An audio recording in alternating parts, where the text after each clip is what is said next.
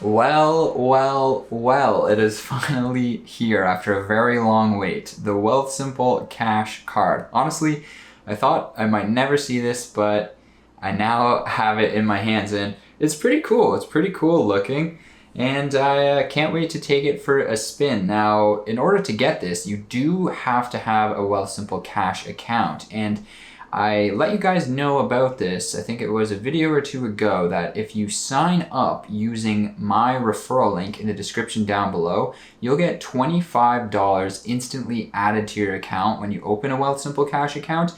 And the best part about that is it's a referral link. So that's not an affiliate link specific to me. It's something that you can then do. So if you have some friends, let's say you have 3 more friends, you can use your referral link to refer them, and then you'll get 25 from me, 25 from each of your other friends. That's an easy $100 for you that you can do maybe in even one day. So definitely check out the link down below for the Wealthsimple Cash account. Just an app you can get on your phone. Don't have to deposit any money. Just sign up and you get that $25. And you'll also be put in line, I believe, to receive one of these. Also, don't know if you noticed in the bottom corner of my shot there, but I had a couple cucumbers there while I was away on my trip.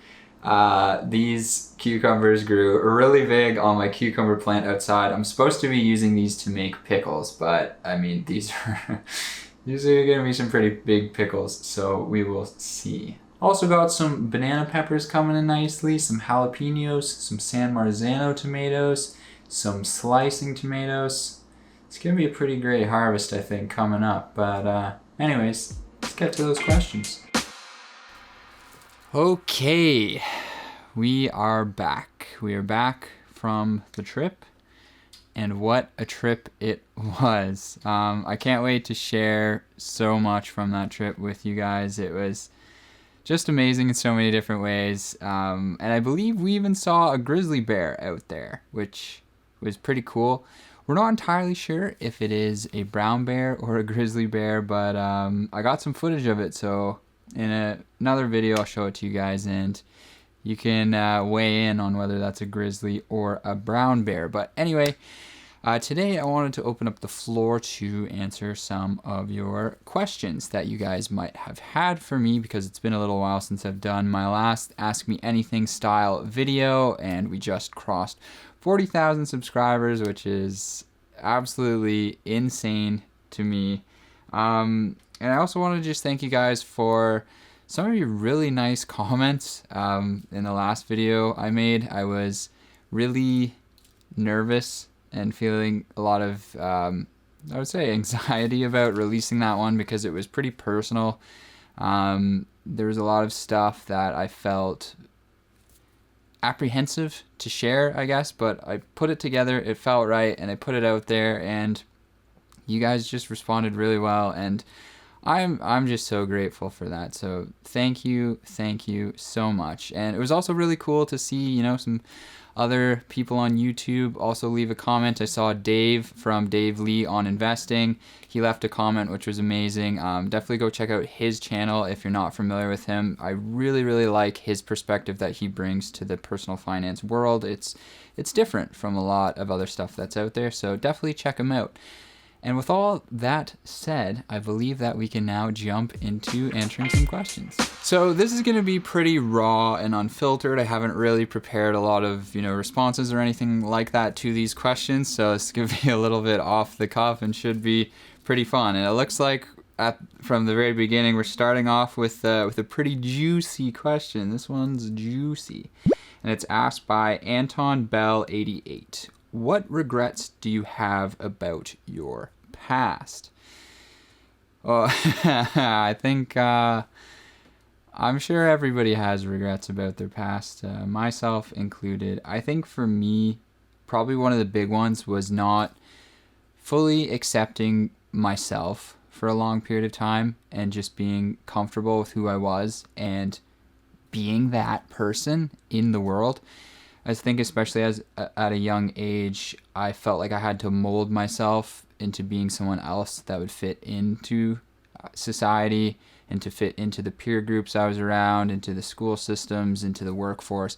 I always felt like I was continuously having to almost like fix myself in some way so that I would fit in somewhere, because I felt always like I was a little bit of a misfit in a lot of different regards. So I think that's probably one thing I would have liked to have done earlier, was just realize that it was okay who I was and that there actually was a place for me. All I had to do was just accept myself and allow myself to live as that person in the world, and it would have all been okay. It took me basically 27 years to realize that, but hey, it's better now than never, I suppose. Okay, Yasin.hh asks, what would you say is something you did to become successful on YouTube? I think that honestly plays a little bit off the last answer I just gave. I think on YouTube, at least from my perspective, which is, going to be different than a lot of other people's perspectives, but I think being yourself is so, so important. I think people can really tell when you are trying to follow trends, when you're trying to emulate other people on YouTube. I think that's pretty obvious, and while it can lead to some success, I think that the true sense of the word success, you'll find it by being yourself, because you'll feel good about what you're creating, and I think that it will resonate with other people too, because you'll find that there are a lot of other people out there in the world who share a lot of your views, opinions, resonate with your experiences. So I think being your authentic self is what will lead you to both personal success in terms of just feeling good about the work you're creating, but also I think it will lead to success on YouTube in terms of engagement, views, likes, money, whatever, because it's going to have that authentic impact on real people who are watching what you create. And one last little thing I would say about that is, instead of focusing on finding the next trend and following it and all that stuff, just be the trend. Create a new trend that's yours. Next up, we have Enjoy the Little Things 55. How tall are you? In your last video, you looked super tall. Yeah, so I said in my apartment tour video, when I was showing you guys how funny our old apartment was, and especially things like the shower situation and stuff like that, I'm actually 6'3". Now, I know that you might not get that from, me just kind of sitting in a chair in front of the camera like this, but yeah, I guess based on how, averages of how tall people are, I am on the taller side. So yeah, I guess that's an interesting thing to know about me. Groovy Good Food asks, resistance, internal or external, you experienced when starting your channel? Ooh, yeah, I think anybody who probably starts anything like this, you'll definitely feel both resistance, internal and external. I think from an external perspective, honestly, I think, at least in my experience, a lot of the things that you might perceive first as being external resistance are actually just a form of internal resistance, of how you react to those external events. Like if you tell somebody you're going to be starting a YouTube channel and they respond with skepticism, well, you kind of have, a couple options. You can get hurt by that. You can, accept that and just accept that as that person's opinion and move on. But at the end of the day, it's all about how you respond internally to those external factors. So I think the real thing is just being able to overcome your internal resistances that say that you can't start a YouTube channel, it's not right for you, you won't succeed at it, those sorts of things. For me, a lot of it was, I think, anxiety, especially being somebody who's pretty introverted. So putting myself out there in front of a lot of people, you definitely think about a lot of people in your past, like a lot of people from like even elementary school, high school. You think, oh, if these people see my videos, what are they going to think about me? Like, you think that, and that's definitely a thought that crosses your mind. But at the end of the day, you have to realize that pretty much no matter what you feel inside in terms of fear, if this is really what you want to do, it doesn't matter. Like, if you want to live your life in whatever way makes you happy and you think starting a YouTube channel is part of that, you have to go for it. Like, you have to, or else you'll look back on that period of your life where you didn't, take that leap into something that really spoke to you. And I think you'll look back with regrets and think that, because imagine if, like, fear, that fear held you back from doing this thing that you felt really called to do. It would be really unfortunate for you not to do it. So I think if you're feeling any internal resistance about starting a YouTube channel or doing anything else that really, really speaks to you, you have to do it anyway. Like, you have to. And in pursuing that thing that really calls to you, you'll conquer this potentially immense fear that you feel towards doing that thing. So it's rewarding in so many different ways, because while I feel a lot less resistance now every time I create a video. I still definitely feel it. I still definitely feel scared and anxious and all those things when I create some videos, especially personal ones, but it's so rewarding and it's so freeing. And I really would like you to experience that. So I would encourage you to really go after whatever calls to you. Okay, next up, Julius Caesar Music asks, how do you control yourself not to FOMO into potentially trendy or hype stocks and crypto? Haha. Now that is a great question. It's kind of funny because I was talking to somebody recently, and basically I had kind of, helped them. I had talked through with them basically how to get started investing and stuff like that. And so they started investing in primarily index funds, but they also wanted to try out a little bit of crypto and some individual stocks as well. So they put most of their money into an index fund portfolio, and then they put a little bit into those other more speculative things. And now, kind of based on the timing of when they invested, they looked at their two portfolios and they were like, okay, I've stressed so much over this small portfolio of speculative stuff like individual stocks and crypto, and I believe they had just about broken even at this point in the year. But then they looked at their index fund portfolio and they're up something like 10% already during the year. So they're like, why am I even doing this? Why am I trying to invest in these other things and put so much effort and stress into them when I literally did nothing for my index fund portfolio and it's performing way better than my speculative portfolio? I think when you have that type of experience with your own investments, then it'll click and you'll be like, okay, you just won't feel the need to FOMO into anything anymore. Like, I just don't feel that because I've had that experience too. When I was younger, I tried all sorts of things. I tried options trading. I got really deep into options trading for a while, like multi-leg option strategies that I think actually can work. It's just they require a lot of time spent on it, too much time, in my opinion. And things like, stock trading, all that kind of stuff. And once I really got into index investing, I was like, oh my goodness, this is just so much easier. And honestly, it performs better for the long run. So what am I even doing with myself? And I think when you have that experience, it'll click for you. So I would encourage, I encourage most people to check out index funds. And I think you'll quickly realize that you don't really need to be FOMOing into anything because you're doing well not doing that. Ditter Designs asks, would you ever move out of Toronto, maybe for a house or to a different province completely? Yeah, I think I'm definitely open to that idea. Being out west in Banff and Jasper, Justine and I were actually kind of joking about, maybe we should move out here or buy I don't know, some type of apartment out here that could be a thing we could rent out or whatever.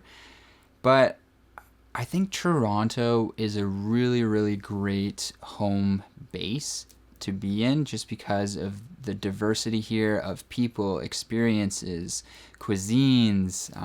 It just is in a great spot. It has pretty good access to nature still.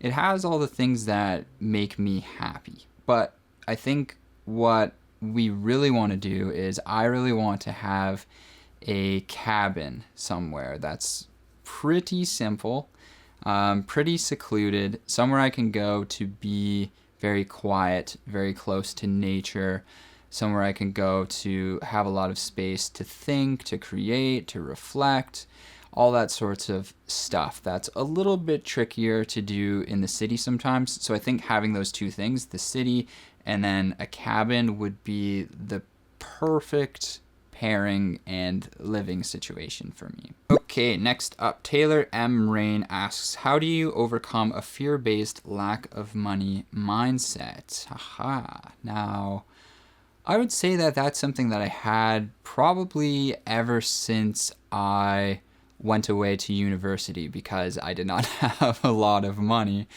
when I was doing that, and I had to be extremely, extremely frugal with it. So I think that started kind of a fear-based mindset for me, and that lasted for a long period of time. I don't really think I overcame that until very recently, because I think especially when you start to place such a big emphasis on your money, and that's what I did as someone who's pursuing financial independence, you focus on it so much. You're like, I need to hit this goal, and then I'll have this level of security, and I'll be this close to being able to retire early and all that stuff. I think the most important thing I would say now, looking back and reflecting on how much I stressed about it without necessarily actually having to stress about it, is as long as you yourself are moving in the direction you want to, whether that's just personal development, whether that's your career, whatever it is, whatever your actual goals are outside of money, as long as you're moving in the right direction towards those, the money will come. The money will come, and it will support you in order to achieve those goals. Because often money is a byproduct, right? It's a byproduct of providing some type of value to society in some way. So I think focusing on that lack of money, the fear around it, whatever, it's taking away from your ability to actually focus on how can I move myself towards these goals that are going to fulfill me and at the same time will enrich my life monetarily as a byproduct of that. So that's what I would say to my past self. You know, if I could have that conversation with myself in the future, I would say, listen, man, just chill out about, focusing on what your savings account is at right now, and just focus on those skills that you want to develop to get yourself to the place you want to be, because the money will follow. And, that's what ended up happening. And all that stress didn't need to be a part of that. Matt Lodge asks, how do you keep yourself focused on your goals? So I think I'm a bit weird, because I kind of have the opposite problem. I can't turn off the focus on my goals. It's always on, and it's actually too on.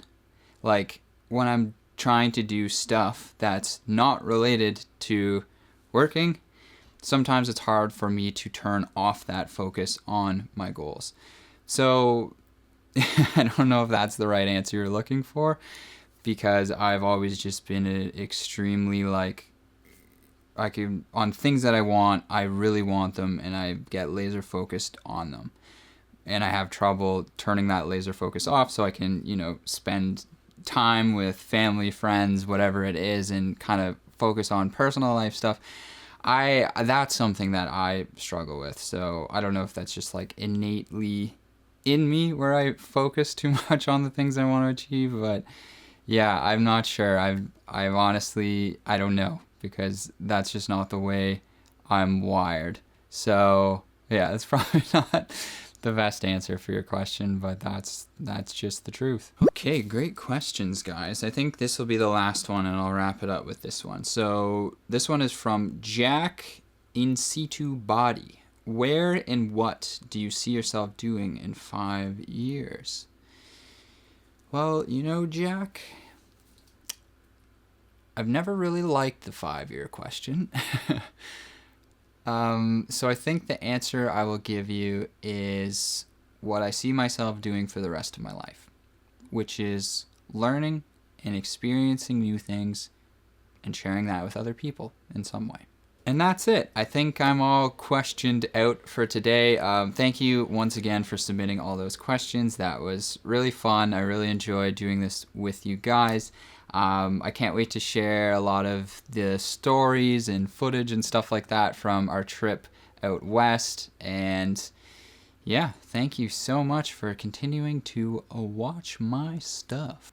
I feel like this is a really bad outro, but honestly, I'm kind of tired from hiking and the time change and a late flight in and all that stuff. So I don't know. I think I'll just say bye. So yeah, bye. Thank you.